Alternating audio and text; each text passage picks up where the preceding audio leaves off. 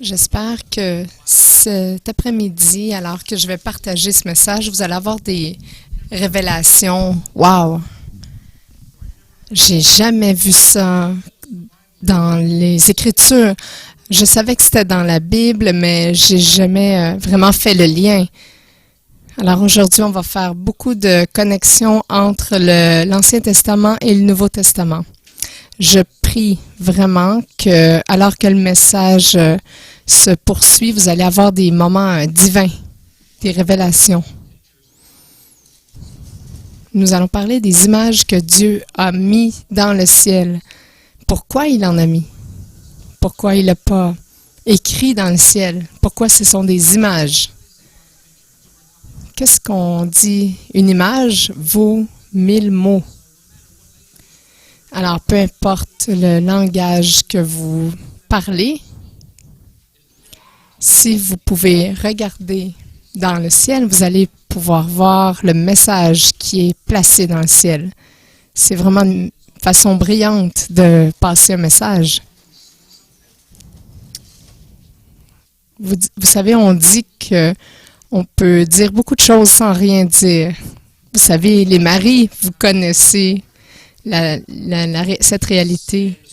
Votre femme peut juste se tenir d'une certaine manière et vous allez constater, vous allez comprendre le message qu'elle veut vous passer. Alors, laissez-moi vous donner un exemple de comment je peux vous raconter une histoire sans parler. Regardez mon ami Jimmy ici. Alors, je vous montre une image. Alors, l'histoire devient un petit peu plus intéressante. Regardez la deuxième image et la troisième image. Maintenant, vous riez. J'ai une réaction de vous sans dire un mot. Alors, j'aimerais qu'il y ait une bonne fin pour Jimmy, mais malheureusement, il n'y a pas de bonne fin à cette histoire. J'étais en Malaisie récemment, puis quelqu'un m'a dit, si Jimmy était chinois, c'est lui qui aurait mangé le lion. Alors ici, on a l'image avec l'histoire avec 4 images. Si vous êtes suffisamment âgé, vous vous souvenez peut-être comment on livrait les journaux à la maison et il y avait toujours une bande dessinée. Seulement quelques images et on avait une histoire complète. En août, j'ai eu la chance d'aller en Afrique du Sud et regarder à Johannesburg, j'ai trouvé cette image. C'est un remodelage d'une peinture de grotte, 5000 ans. Avant même l'écriture, avant même d'utiliser des mots en tant que moyen de communication. Les tribus utilisaient des images et elles se comprenaient entre elles. Les images sont une manière incroyable de transmettre un message, même dans votre propre vie. Vous avez perdu des êtres chers, vous avez des enfants qui sont déménagés dans un autre pays pour étudier et vous prenez des photos d'eux, des albums, ceux qui sont plus âgés. Parfois, c'est seulement des images sur votre téléphone, mais ça évoque tellement de souvenirs et d'émotions. Alors, je vous montre ici une image personnelle. C'est ma fille Caitlin. Nous venions juste de les marier et je leur ai dit « Hey, les jeunes! » Et j'ai pris une image et pour moi, cette image représente la bonté de Dieu. Ça représente cette journée de mariage. Il y a 21 ans d'histoire dans cette image pour ma femme et moi. Pour marier cette merveilleuse jeune femme à ce jeune homme portugais.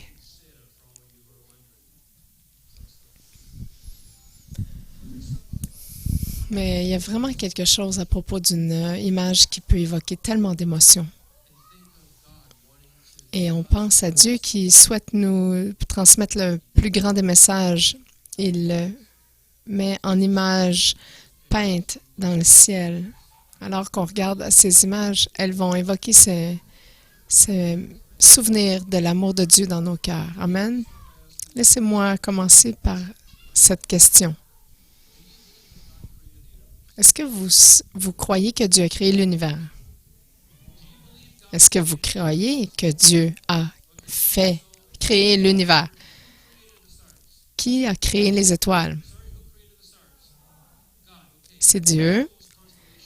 Vous savez, vous connaissez les constellations?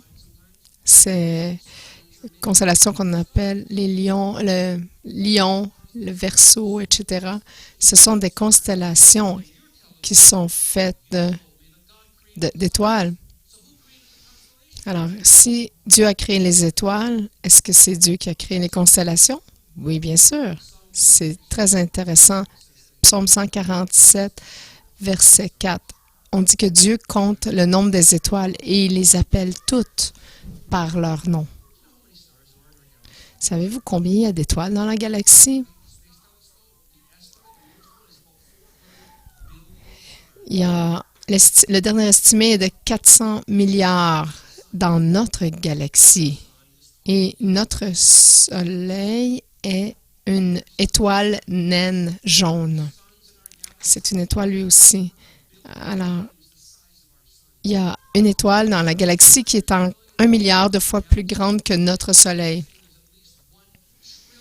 On dit qu'il y a probablement 1 trillion de galaxies qui chacune contient des milliards d'étoiles. Alors, ça fait combien d'étoiles, ça? Énormément beaucoup d'étoiles. Et Dieu dit, je les connais toutes.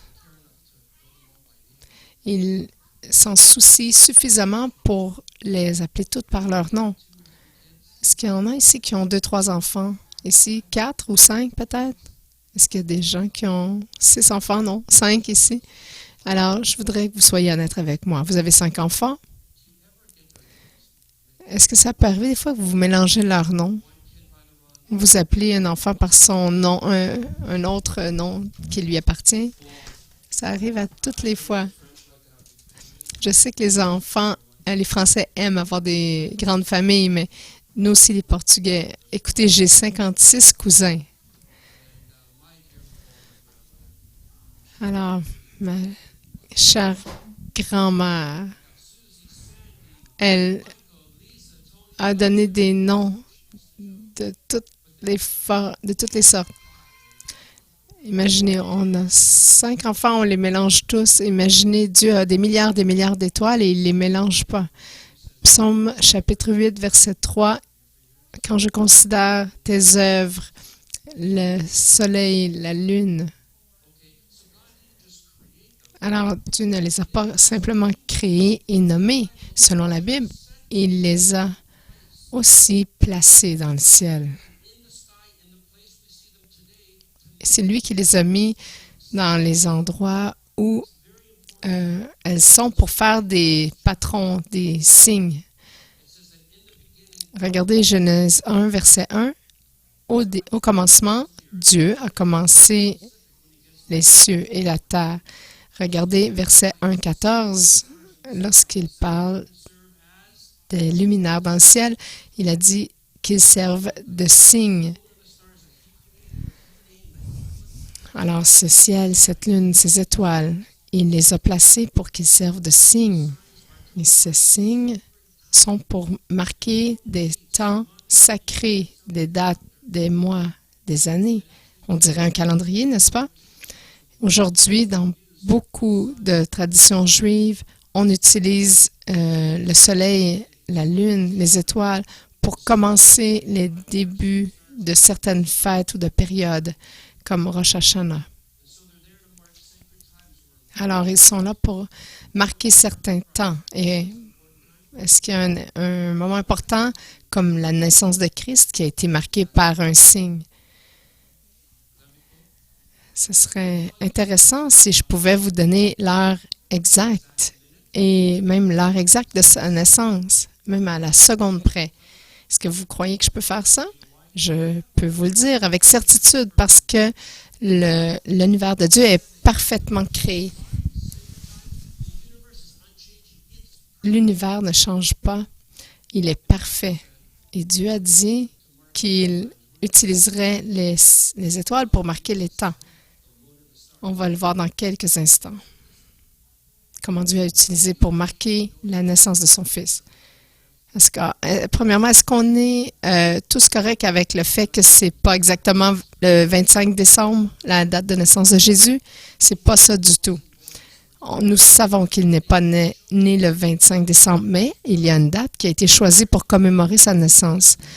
Vous pouvez commémorer le 1er juin si vous voulez. C'est juste important de choisir une date pour commémorer la naissance du Christ. Je ne veux pas détruire votre Noël, mais nous pouvons savoir parce que il l'a dit à la création qu'il utiliserait les luminaires pour marquer les temps.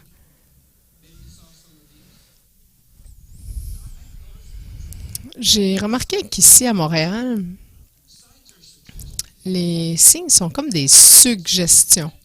Vous pourriez arrêter ici, vous pourriez rouler à un maximum de 60 km à l'heure.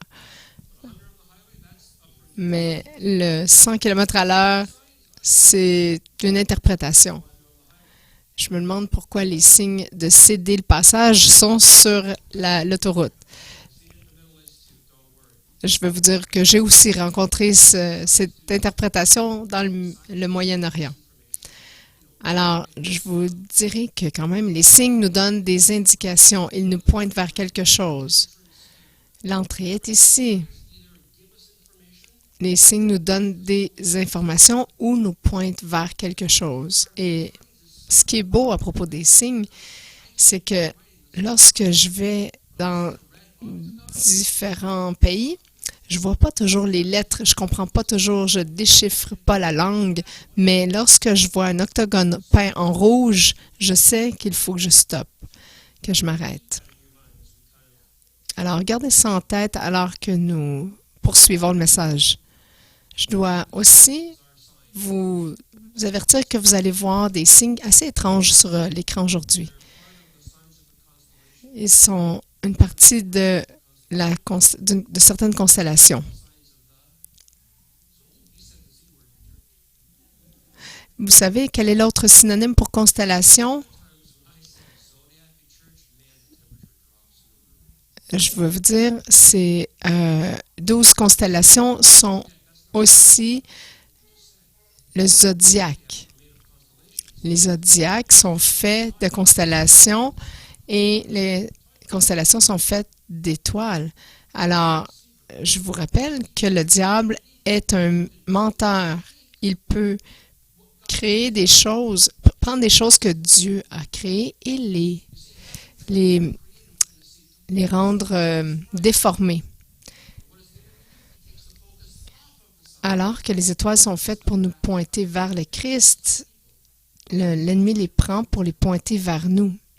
Il y a peut-être des gens ici dans la salle qui, avant même que vous vérifiez votre Facebook ou vos courriels, il y a beaucoup de gens qui, encore aujourd'hui, même dans l'Église, prennent leur application et vont voir leur horoscope de la journée. Alors bon, moi je suis un bélier. Qu'est-ce que ça dit à propos de moi aujourd'hui?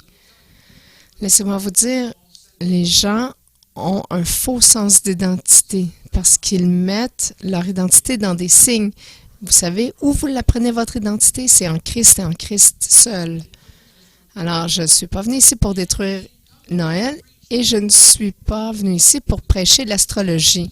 Je suis venu pour prendre le focus sur nous à le pointer vers le Christ. Laissez-moi vous montrer dans la Bible. Quand l'astrologie, ce n'est pas une blague pour le Seigneur. Il y a très peu de temps que ça n'arrive pas souvent que Dieu dit des mots très sévères et forts à propos de quelque chose. Regardez Jérémie 8, verset 2. Parle aux gens qui regardent aux étoiles, au soleil, à la lune. et qui les consulte. C'est ça que votre horoscope est. Vous consultez les étoiles pour des informations sur votre vie, mais Dieu dit, si vous faites ça, vous allez être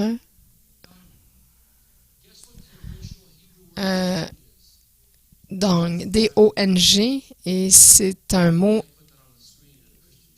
hébreu.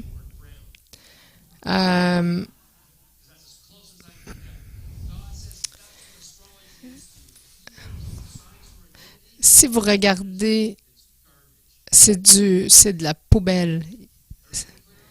Alors, tout le monde s'entend là-dessus.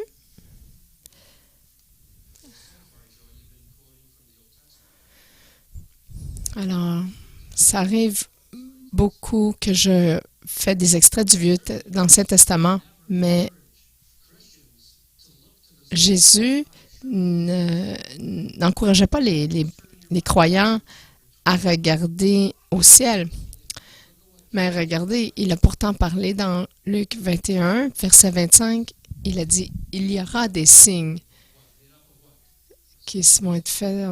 Comment? Par le soleil, la lune et les étoiles. Regardez aux constellations. Regardez Matthieu 24. Regardez aux signes. Dans les cieux, vous allez voir les signes du Fils de l'homme. Il y a des signes qui pointent vers Christ. Et c'est là où je veux vous amener cet après-midi. Regardez Psaume 19, versets 1 à 4. Je vais vous dire, je vais rapidement parce que ça prend normalement 2-3 heures expliquer tout ça, mais je veux aller couvrir le contenu. Alors, les cieux déclarent la gloire de Dieu. Ils proclament le travail de ses mains, les œuvres de ses mains. Est-ce que vous êtes déjà allé dans un chalet et vous attrapez le parfait coucher de soleil et vous dites « Wow! Regardez, les cieux déclarent la gloire de Dieu. »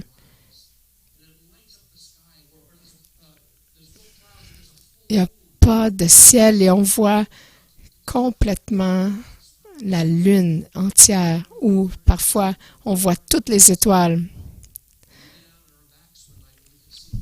En passant, j'ai retrouvé le mot pour Jérémie 8, verset 2. Dieu dit que lorsque les gens consultent la lune, l'armée des étoiles, s'ils les rendent un culte, qu'ils les ont consultés et attachés, on ne recueillera pas ces ossements, on ne les remettra pas dans une tombe, mais ils resteront comme du fumier à la surface du sol. Alors, Psaume 19, versets 1 à 4. Quelle est la gloire de Dieu?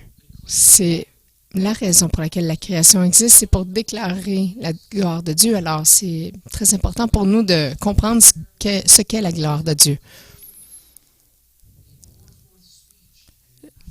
Jour après jour, il parle et nuit après nuit, il révèle la connaissance à propos de la gloire de Dieu et il n'utilise pas de paroles. Alors, on voit bien que ce sont par des images. Tout.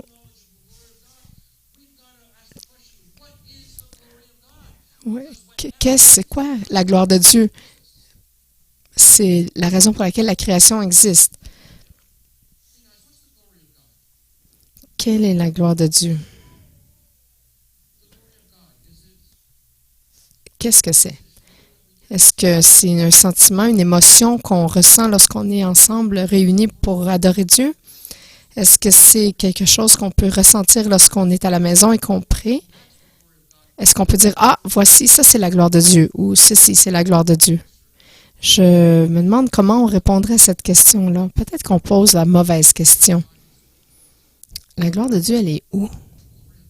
La gloire de Dieu est dans les choses. C'est une chose, c'est un qui. C'est pas un quelque chose, c'est un qui. C'est quelqu'un. Regardez ce qu'on voit dans Hébreux 1 à 3.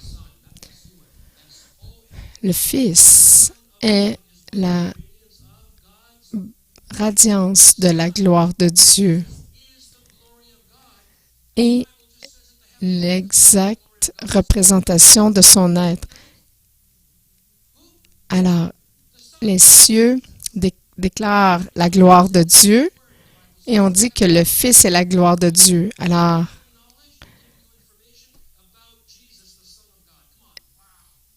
c'est que la création révèle la gloire du Fils.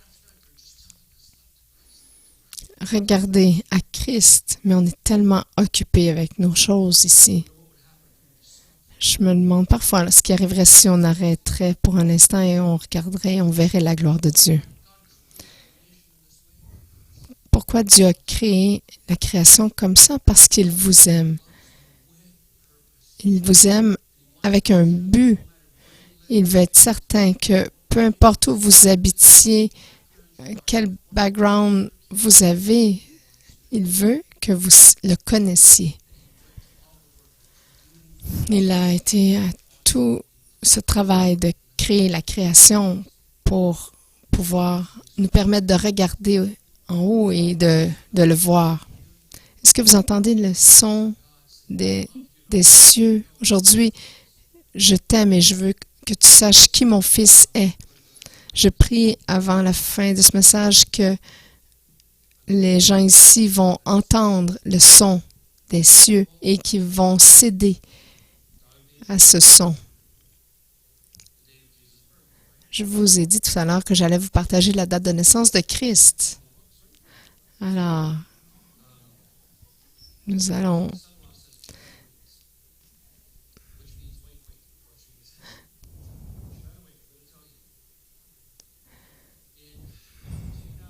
en 2013, j'avais voyagé énormément. Depuis, entre 2002 et 2013, j'ai voyagé jusqu'en Asie du Sud, en Chine, en Australie, en Angleterre, à travers toute l'Europe, à travers tout le monde. Ce qui s'est passé, c'est que le décalage horaire est devenu tellement important et sévère, mon cerveau était tout débalancé. Je ne pouvais pas dormir aux heures normales prévues. Alors, le docteur m'a donné vraiment de la médication très forte. Et c'est tellement fort, ça pourrait vraiment faire endormir un cheval.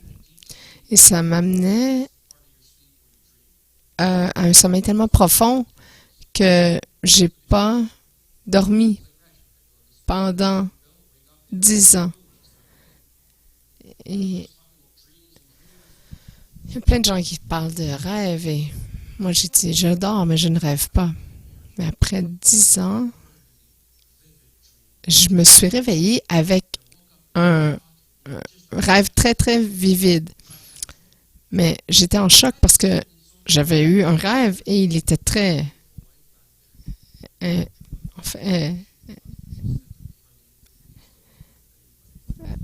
j'allais partager avec ma femme et elle m'a dit, c'est très bizarre, elle dit, partage pas ce rêve-là avec personne. Quand je vais vous l'avoir raconté, vous allez probablement être d'accord avec elle. Dans mon rêve, rappelez-vous, ça faisait 10 ans que je n'avais pas rêvé. Dans mon rêve, j'ai regardé dans le ciel et j'ai vu comme le contour d'une femme.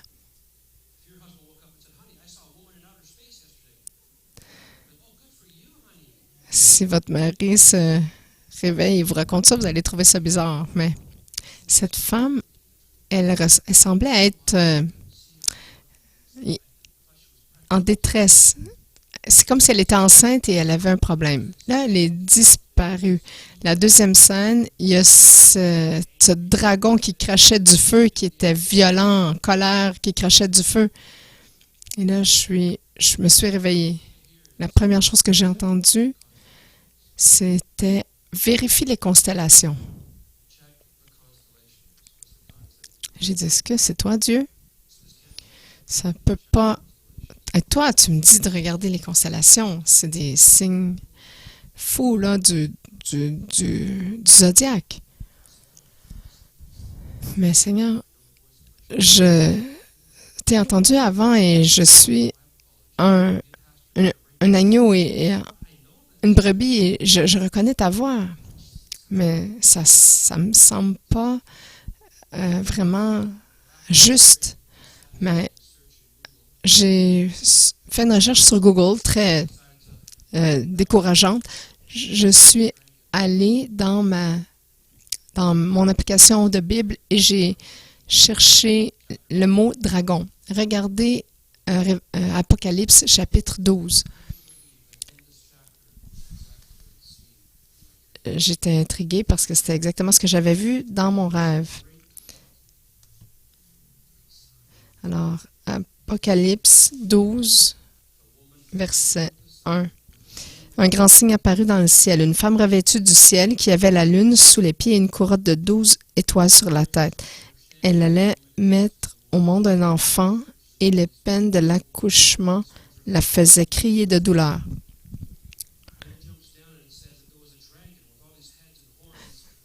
Un autre signe apparut dans le ciel, un énorme dragon rouge qui avait 7 têtes et 10 cornes et une couronne sur chaque tête. C'est quoi? C'est que c'est la colère de Dieu, ça? C'est quoi quelle est la signification du dragon? Est-ce que c'était l'empereur romain, le roi Hérode? Et Dieu m'a répondu qu'il voulait que je regarde la réponse dans les constellations. J'ai dit, peut-être que Jean n'a pas il a vu quelque chose dans le ciel le jour de la naissance de Jésus. Le signe d'une femme. Alors, j'ai pris une charte avec toutes les constellations. Il y a juste une qui est une femme. C'est celle qui est appelée la constellation de la Vierge. Peu importe que ce soit dans une charte chinoise ou babylonienne, le nom dans chaque langue veut dire vierge.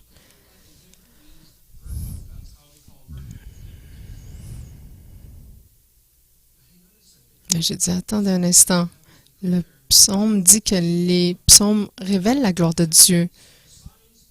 Les signes dans le ciel nous pointent vers le Christ.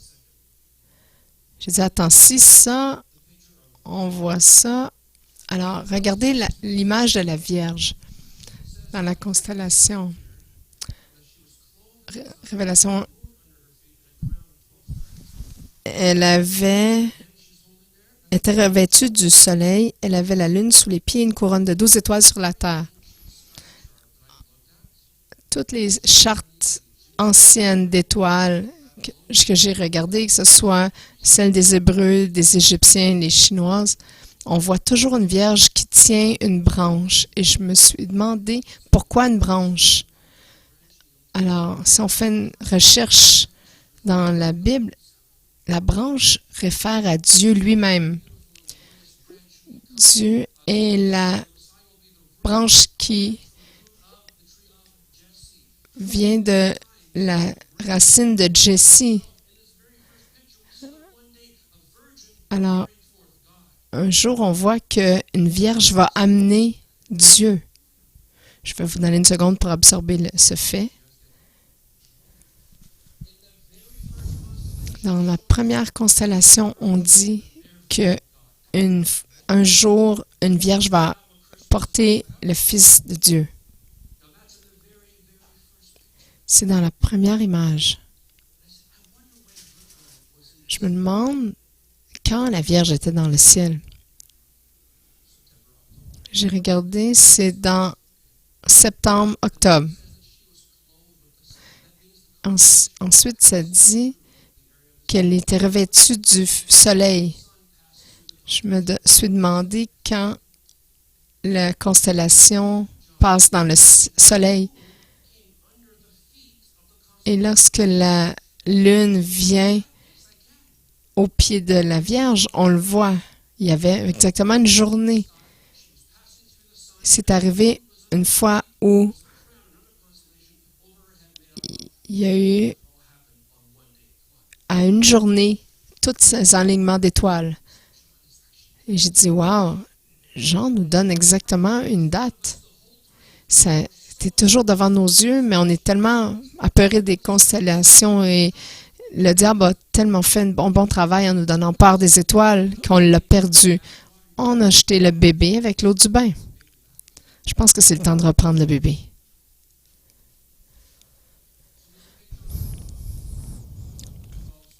Alors, il y a une image. On voit la constellation des 12 étoiles qui font sa couronne. Je vous ai dit hier, on a bravé le froid, on est allé au centre-ville de Montréal, on s'est tenu devant l'église Notre-Dame. Je la regarde et je me dis, il y a comme, il y a une image dans le centre, au-dessus de la porte. On voit la Vierge avec la couronne de 12 étoiles. Et c'est dans votre ville, ne me regardez pas comme ça, dans les années 1600, il y a quelqu'un qui a trouvé que c'était important de mettre ça au centre de l'Église.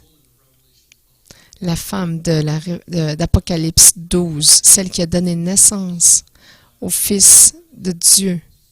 Et c'est la raison pour laquelle l'Église existe. Est-ce que c'est juste moi qui trouve ça merveilleux? Wow! Tous ces enlignements, la couronne, le soleil et la lune, c'est arrivé une journée. C'était le premier jour du mois hébreu Tishri, qui était en 3 avant la naissance, 3 années avant Jésus-Christ, et c'était sur la fête des trompettes. C'était le 11 septembre. 3 ans avant Jésus-Christ. Gardez cette date en tête. Regardez la révélation Apocalypse 12 pour le dragon. Un autre signe apparut dans le ciel, un énorme dragon rouge qui avait 7 têtes et 10 cornes et une couronne sur chaque tête. Comment ça peut se faire, ça? Les étoiles sont des objets fixes dans le ciel et nous, on bouge autour du soleil. Les étoiles sont tellement plus grandes que la Terre. Comment est-ce que les étoiles peuvent nous parler comme ça? Je vais vous parler d'une douche de météores. Vous savez que le soleil est au centre de notre système solaire. On pensait qu'on était au centre du système solaire. Il y a des gens qui pensent aussi qu'ils sont au centre de l'univers, mais bon, nous, la Terre, on va autour du Soleil. Et alors qu'on va autour du Soleil, s'il y a une comète qui passe dans le système solaire, ça arrive souvent, lorsque la comète se dissipe, elle garde une queue. Et ça peut rester jusqu'à 1000 ans avec des débris de poussière et de glace. À cause que le timing de notre orbite est tellement parfait, on va savoir exactement dans notre orbite lorsqu'on va passer à travers les débris d'une comète.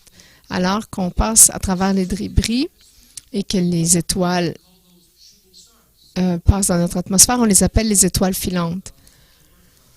Savez-vous que le 11 septembre, en l'an 3 avant Jésus-Christ, du 10 au 11, il y a eu la constellation du Draco, qui est passé à travers une poussière d'étoiles de comètes et on disait qu'il y avait plein d'étoiles filantes qui passaient dans l'atmosphère de la Terre.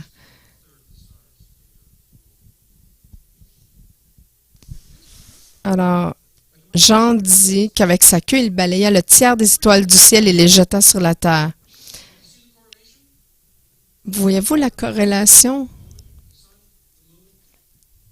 La femme, le soleil, la lune, les étoiles, les comètes, les étoiles filantes. Mais je vous dis, il y a encore mieux, encore plus. Je vais vous montrer une autre image. Vous rappelez-vous des 3 rois mages? Ou comme mon ami d'Israël le dit, les gens, les mages non sages, parce qu'ils sont allés voir le roi Hérode qui était en colère, égoïste, méchant. Il a tué tous les fils premiers-nés parce qu'il avait entendu parler d'une rumeur qui pourrait prendre son trône. Il a même tué son épouse favorite parce qu'il pensait qu'elle conspirait contre lui. Et là, on a ces trois astrologues de l'Est qui vont voir ce roi paranoïaque.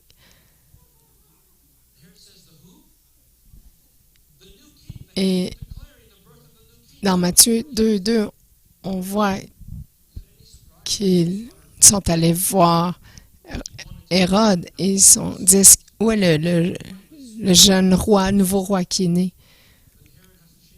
Alors, Hérode a eu un changement dans son cœur. Il a dit, je ne vais pas tuer tout le monde. Dites-moi où il est. Je veux moi aussi aller l'adorer. Alors, ils viennent à lui et ils lui disent, il est le roi des Juifs. Il est tellement important que les cieux déclarent sa naissance. Nous avons vu son étoile. Ils n'ont pas dit, on a vu une étoile. Ils ont dit, nous avons vu son étoile.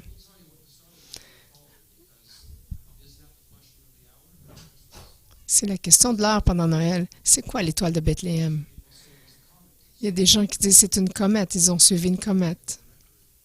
Mais la NASA n'a rien enregistré d'une comète dans ce temps-là. Il y a des gens qui ont dit c'est une supernova, une étoile qui a éclaté à la fin de sa vie et qui fait un point très, très, très brillant dans le ciel. Mais non, il n'y en a pas d'enregistré dans ces temps-là. Mais ce qu'on a, c'est encore plus incroyable. Parce que Dieu, après le naturel, il a mis son super là-dessus. Et c'est pour ça qu'on appelle le surnaturel. Dieu a utilisé le vent, la rivière. Il a utilisé des grenouilles pour les plaies d'Égypte. Et il a mis son super dessus. Alors, ça fait extrême. Avez-vous déjà entendu parler du terme appelé rétrogression? Régression. Alors, rassurez-vous, j'arrive vers la fin. Je le vois dans vos yeux. OK. La régression, c'est la motion apparente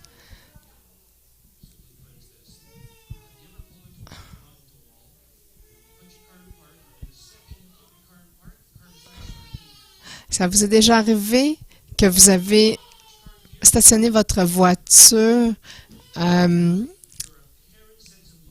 un stationnement et au moment où vous mettez en mode arrêt, quelqu'un recule à côté de vous, vous avez l'impression que vous bougez. C'est la rétrogression. Alors, la Terre qui tourne autour du Soleil, ça prend pour certains, les corps célestes ne bougent pas aux mêmes vitesses. Alors, à cause de où nous sommes, lorsqu'on regarde dans le ciel, on dirait qu'il y a certaines planètes qui bougent dans le ciel. On dirait qu'elles ralentissent, elles arrêtent et elles reculent. Et elles continuent à avancer après. Ça arrive tout le temps. La plupart du temps, lorsqu'une planète va en rétrogression, c'est n'importe où dans le ciel. C'est pas dans une constellation en particulier. Ça arrive tout simplement. Mais l'année que Jésus est né, il y a une étoile qui est allée en régression. Je vous ai dit comment, si une étoile est un objet fixe, comment elle peut bouger. C'est parce qu'il y a deux types d'étoiles. Il y a des étoiles qui ne bougent pas et il y a des étoiles qui bougent. C'est des planètes, en fait. Mais à ce moment-là, les gens les astronomes ne savaient pas. Ils pensaient qu'il y avait des étoiles qui avaient le pouvoir de bouger. Et les étoiles qui bougeaient étaient appelées les rois de la galaxie. Quelle est la plus grande planète de notre système solaire? C'est Jupiter. Alors, Jupiter était appelé pas seulement le roi, parce qu'elle pouvait choisir sa position, mais c'était le roi des rois. Et c'est très intéressant pour la comparaison avec Christ. Alors, ces astrologues, ces astronomes de l'Est regardaient Jupiter, ils voient le roi des rois bouger et ils voient arrêter et qui s'en va en rétrogression et qui recommence à avancer. Alors, Jupiter a fait ce halo, cette rétrogression autour d'une étoile et une étoile seulement. C'est l'étoile appelée Régulus, qui est le petit roi. Alors, le roi des rois a fait une couronne au-dessus du roi des rois dans la constellation du Lion, qui est la constellation du roi. Alors, commencez-vous à voir l'image? Le 11 septembre, à 3 ans avant Jésus-Christ, dans le premier jour du mois hébreu de la fête des trompettes, le roi des rois a fait une couronne au-dessus du petit roi dans la constellation du Lion. Wow! Et ça l'a fait 2 autres fois dans les 5 mois qui ont suivi. La deuxième fois que ça l'a fait, ils ont dit, OK, on fait nos sacs de voyage. Et la 3e fois, ils ont commencé le voyage. Ils savaient que les cieux déclaraient quelque chose d'incroyable. Et c'est comme ça qu'ils ont débuté leur Star Trek, leur voyage vers les étoiles. Alors, la rétrogression de Jupiter entre le 17 février 2 avant Jésus-Christ jusqu'au 8 mai de l'an 2 avant Jésus-Christ.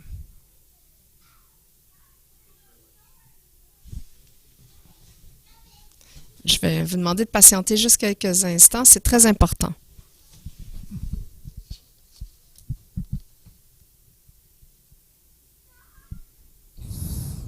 Alors, j'ai ici un chauffeur dans mes mains.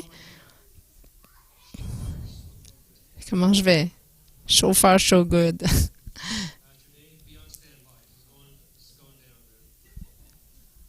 C'est une blague.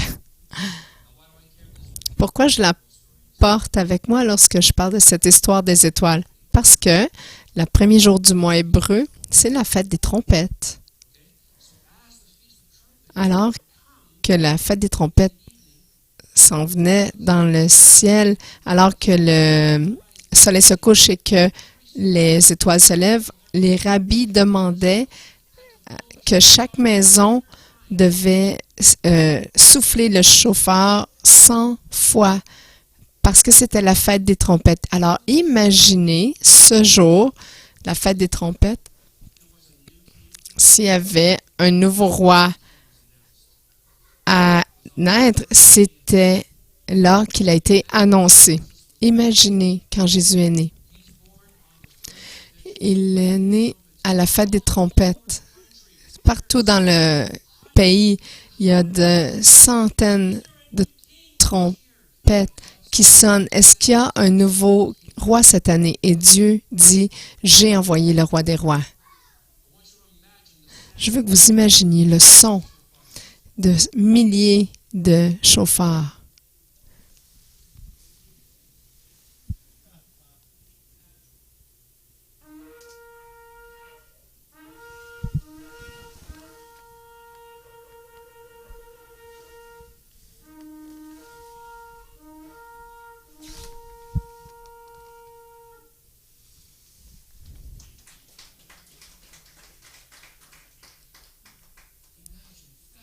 Imaginez des milliers de sons comme ça qui ont été chantés et est-ce qu'il y a un nouveau roi? Et Dieu a dit oui. Et les mages ont dit oui, il y a un nouveau roi. et nous allons aller l'adorer. Pasteur David.